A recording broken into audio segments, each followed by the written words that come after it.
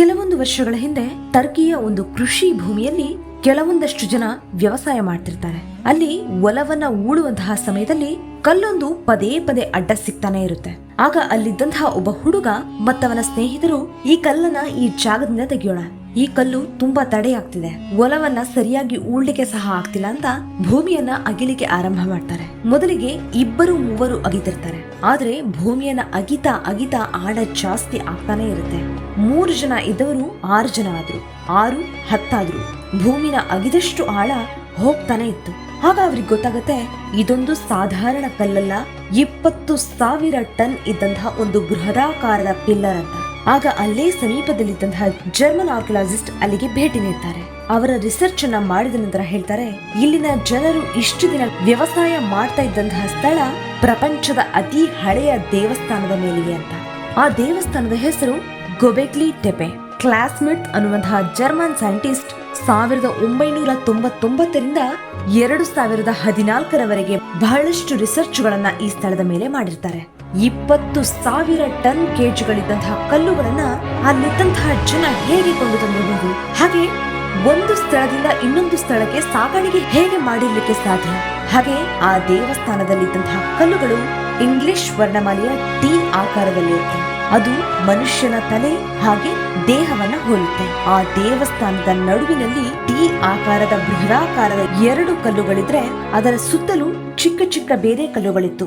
ಅಲ್ಲಿದ್ದಂತಹ ಇನ್ನೂ ಹಲವಾರು ಕಲ್ಲುಗಳಲ್ಲಿ ಅಲ್ಲಿನ ಜನ ಕಣ್ಣಾರೆ ನೋಡಿದಂತಹ ಪ್ರಾಣಿಗಳ ಚಿತ್ರಗಳನ್ನ ಬಿಡಿಸಿರ್ತಾರೆ. ಸಿಂಹ, ಹಂದಿ, ನರಿ, ಹಾವುಗಳು, ಹದ್ದು, ಮನುಷ್ಯನ ತಲೆಯನ್ನ ಕಡಿದಂತಹ ಚಿತ್ರಗಳು, ಹೀಗೆ ಹಲವಾರು 3D ಆಕಾರದ ಚಿತ್ರಗಳು ಕಂಡು ಬಂದಿರುತ್ತವೆ. ಕೆಲವೊಂದು ವಿಜ್ಞಾನಿಗಳ ಪ್ರಕಾರ ಆಗಿನ ಕಾಲಘಟ್ಟದಲ್ಲಿ ಶಾಸ್ತ್ರಗಳನ್ನ ಮಾಡ್ತಿದ್ದಂತಹ ಸ್ಥಳವಾಗಿರಬಹುದು, ಅಥವಾ ಹಲವಾರು ಜನ ಸೇರಿ ಜೀವಿಸಿದಂತಹ ಸ್ಥಳವಾಗಿರಬಹುದು ಅಂತ ಹೇಳಿರ್ತಾರೆ. ನಮಗೆಲ್ಲ ಗೊತ್ತಿರೋ ಪ್ರಕಾರ ದೇವರ ಆರಾಧನೆ ಅನ್ನೋದು ಒಂದು 5,000 ವರ್ಷಗಳ ಹಿಂದೆ ಅಷ್ಟೇ ಆರಂಭವಾದದ್ದು ಅನ್ಕೊಂಡಿದ್ವಿ. ಆದ್ರೆ ಇತಿಹಾಸವೇ ತಿರುಗಿ ನೋಡೋ ಹಾಗೆ 12,000 ವರ್ಷಗಳ ಹಿಂದೆಯೇ ದೇವಾಲಯಗಳನ್ನ ಕಟ್ಟಿ ಪೂಜೆಯನ್ನ ಮಾಡ್ತಿದ್ರು ಅನ್ನೋದು ಎಂತಹ ಆಶ್ಚರ್ಯ. ಹಾಗೆ ಅಲ್ಲಿ ಸಿಕ್ಕಂತಹ ಒಂದು ಚಿತ್ರ ಕೆತ್ತನೆಯ ಕಲ್ಲಿಗೂ ನಮ್ಮ ಹಿಂದೂ ಧರ್ಮಕ್ಕೂ ಒಂದು ಹೊಂದಾಣಿಕೆ ಇದೆ. ಅದನ್ನ ತೋರಿಸ್ತೀನಿ ಬನ್ನಿ. ಈ ಕಲ್ಲನ್ನ ಸರಿಯಾಗಿ ಗಮನಿಸಿ.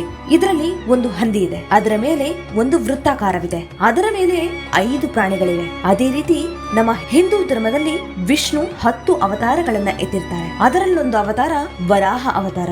ವಿಷ್ಣು ಈ ಚಿತ್ರದಲ್ಲಿ ವರಾಹ ಅವತಾರದಲ್ಲಿರ್ತಾರೆ. ಇಲ್ಲಿ ಒಂದು ಹಂದಿ, ಅದರ ಕೊಂಬಿನ ಮೇಲೊಂದು ಸೂರ್ಯ, ಅದರ ಮೇಲೆ 5 ಋಷಿಮುನಿಗಳಿರ್ತಾರೆ. ಈ ಚಿತ್ರಕ್ಕೂ ಒಂದೇ ತರನಾದ ಹೊಂದಾಣಿಕೆ ಇರುತ್ತವೆ ಅನ್ನೋದು ಹಲವರ ಅನಿಸಿಕೆ. ಆದರೆ ಇನ್ನೂ ಸಂಶೋಧನೆ ಪೂರ್ಣವಾಗಿಲ್ಲದ ಕಾರಣ ಇದನ್ನ ಒಂದು ತೀರ್ಮಾನಕ್ಕೆ ತರಲಾಗಿಲ್ಲ. ಅಲ್ಲಿ ಕೇವಲ 10% ಮಾತ್ರ ಮಣ್ಣನ್ನ ಅಗ್ದಿರ್ತಾರೆ. ಇನ್ನು 90% ಮಣ್ಣನ್ನ ಅಗೆಯುವ ಸಮಯದಲ್ಲಿ ಏನೆಲ್ಲ ಮಾಹಿತಿಗಳು ಸಿಗಬಹುದು ಅಂತ ಯಾರಿಗೂ ಗೊತ್ತಿಲ್ಲ.